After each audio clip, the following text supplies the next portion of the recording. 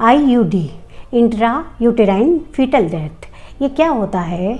अगर किसी कारणवश बेबी की माँ के गर्भाशय में पेट में डेथ हो जाती है तो हम इसे इंट्रा यूटेराइन फीटल डेथ कहते हैं। अब इसके लिए हम इसको कब कहेंगे कि बेबी की आईयूडी हो गई है?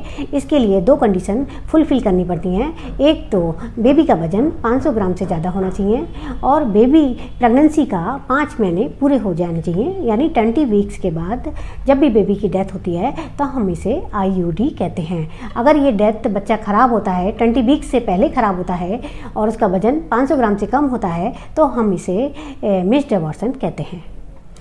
आईयूडी के क्या कारण हो सकते हैं? किस वजह से बच्चे की डेथ पेट के अंदर हो जाती है? इसके 3 कारण हो सकते हैं। या तो माँ में मैटरनल कोई प्रॉब्लम हो सकती है, या बेबी में फीटस में कोई प्रॉब्लम हो सकती है, या माँ और बेबी के बीच में जो कनेक्शन होता है जिसे प्लेसेंटा कहते हैं उसमें भी कोई प्रॉब्लम हो सकती है।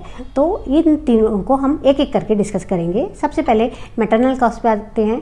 अगर माँ को कोई क्रॉनिक बीमारी है, कोई भी बीमारी हो सकती है, उसे हाइपरटेंशन हो सकता है, प्री एक्लेम्सिया हो सकता है, माँ का ब्लड प्रेशर बढ़ जाता है और माँ के यूरिन में प्रोटीन का एक्सक्रीशन होता है। ये प्री एक्लेम्सिया धीरे धीरे एक्लेम्सिया में चेंज हो जाता है और बच्चे की डेथ किसी भी समय हो सकती है। अगर माँ को कोई इन्फेक्शन होता है, हेपेटाइटिस होती है, सिफिलिस होता है, टॉक्सोप्लाज्मोसिस हो सकती है, तो ये जो इन्फेक्शन होते हैं ये ब्लड के थ्रू बेबी तक पहुँच जाते हैं और बेबी को भी ये इन्फेक्शन हो जाते हैं और बेबी की इंट्रा आईयूडी हो सकता है।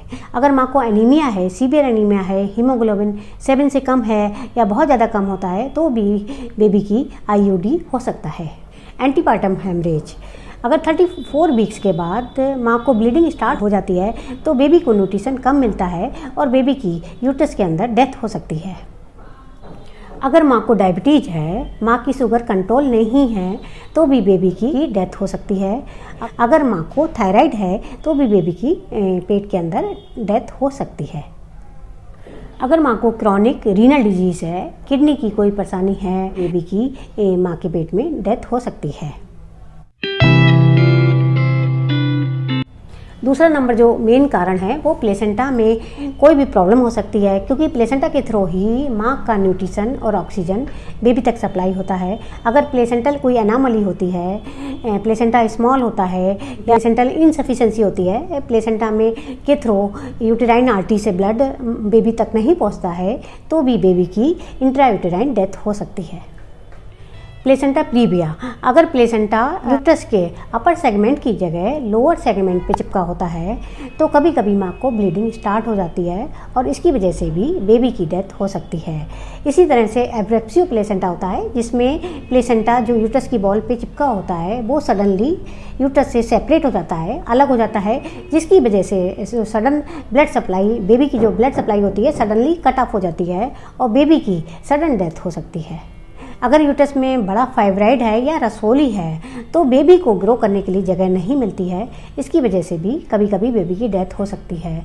इसी तरह से यूनिकॉर्निएट यूट्रस, यूट्रस की जो एनामलीज होती हैं जिसमें यूट्रस बाइकॉर्निएट यूट्रस होता है, जिसमें यूट्रस के बीच में एक मेम्ब्रेन या सेप्टा होती है जो जिससे बेबी जब इनलार्ज होता है तो उसे बढ़ते हुए बेबी को स्पेस नहीं मिलता है, इसकी वजह से बेबी यूट्रस के अंदर ग्रो नहीं कर पाता है और उसके अंदर ही डेथ हो जाती है। मल्टीपल गेस्टेशन, अगर गर्भ में 2 बच्चे हैं, ट्विन प्रेगनेंसी है या 3 बच्चे हैं, ट्रिपलेट प्रेगनेंसी है, तो इन तीनों बच्चों को सर्वाइव करने के लिए अधिक न्यूट्रिशन चाहिए होता है, एक्स्ट्रा न्यूट्रिशन चाहिए होता है, तो ऐसे केसेस में भी आईयूडी के चांसेस बढ़ जाते हैं। 3rd नंबर पे जो आईयूडी का कारण है वो बेबी में फीटस में हो सकता है, मतलब बेबी में ही कोई एनामली है, जैसे कंजेनाइटल एनामलीज हो जाती हैं जिसकी वजह से बेबी यूट्रस के अंदर ही सर्वाइव नहीं कर पाता है। बहुत सारी एनामलीज ऐसी होती हैं, क्रोमोसोमल डिसऑर्डर होते हैं जो कि जीन्स में डिफेक्ट होते हैं, जैसे कि Down syndrome, Patau syndrome, Turner syndrome, इन सब में भी बेबी की डेथ अंदर ही हो सकती है। IUGR, intra uterine growth retardation.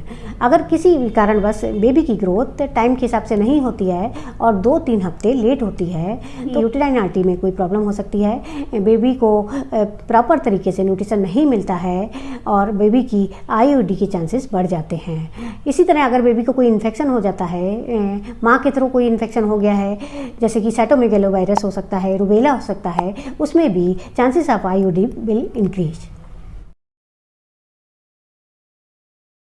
Sign and symptom, माँ को कैसे पता चलेगा कि उसके बेबी के साथ कुछ गड़बड़ हो गई है? तो कुछ माँ हिस्ट्री देती हैं कि उन्हें ब्लीडिंग हो गई है या हल्की सी स्पॉटिंग हो गई है, तो ऐसे केसेस में आके फ़ौरन अल्ट्रासाउंड कराना चाहिए। माँ को हमेशा अपने फीटल मूवमेंट को काउंट करते रहना चाहिए, क्योंकि 24 घंटे में बच्चा 8 से 10 बार ज़रूर घूमता है। अगर किसी कारण बस माँ को ऐसा लगता है कि बच्चे ने उसका घूमना बंद कर दिया है, बच्चा रात से नहीं घूमा है, तो आके उसको फ़ौरन डॉक्टर के पास जाना चाहिए और अल्ट्रासाउंड करा लेना चाहिए। अगर ब्लीडिंग या स्पॉटिंग नहीं होती है, केवल डार्क ब्राउन डिस्चार्ज होता है, तो भी माँ को आके डॉक्टर से मिलना चाहिए।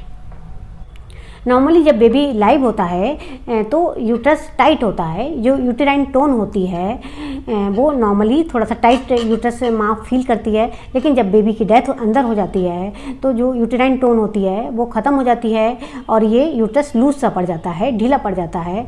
और जो यूट्रस पहले ऊपर तक जाता है, फंडल जो हाइट होती है जहाँ तक बेबी पहुँचता है उसे फंडल हाइट कहते हैं, वो फंडल हाइट भी जैसे ही बेबी की डेथ होती है 2-3 दिन बाद फंडल हाइट कम होने लगती है।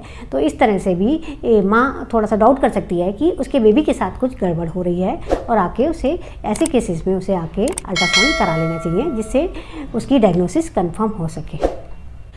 IUD को कंफर्म करने के लिए डॉक्टर अल्ट्रासाउंड एडवाइस करते हैं। अल्ट्रासाउंड 100% कंफर्मेटरी है। जैसे ही हम फीटल डॉपलर डालते हैं तो हमें पता चल जाता है there is no fetal heart sound and it is a case of fetal intrauterine death. Ultrasound finding in IUD, सबसे पहले जो फाइंडिंग आती है दैट इज रॉबर्ट्स साइन। इसमें गैस शैडो दिखाई देती हैं, जो मेजर वेसल्स होती हैं जैसे एरोटा एंड IVC, उसमें गैस शैडो अल्ट्रासाउंड में दिखाई देती है। स्पाल्डिंग साइन ये 4 दिनों के बाद, जब फीटस की डेथ हो जाती है उसके 4 दिनों के बाद दिखाई देता है, अल्ट्रासाउंड फाइंडिंग होती है। इसमें जो बेबी की स्कल बोन होती हैं, जो उसकी हड्डियाँ होती हैं, वो एक दूसरे पे ओवरराइड करने लगती हैं, ओवरलैप करने लगती हैं, क्योंकि ब्रेन मटेरियल सिकुड़ गिरने लगता है और ये 100% कन्फर्मेटरी फाइंडिंग होती है। Hyperflexion of spine that is ball sign. इसमें क्या होता है, जब बेबी की डेथ हो जाती है तो स्पाइन बिल्कुल मुड़ जाता है, इस तरह से बेबी दिखाई देता है, जिसको हाइपरफ्लेक्शन ऑफ स्पाइन कहते हैं। अगर आपको मेरे वीडियो से थोड़ी सी भी जानकारी मिलती है तो इसे अपने दोस्तों के साथ फॉरवर्ड कर लीजिएगा। Thanks for watching. Stay healthy, stay safe.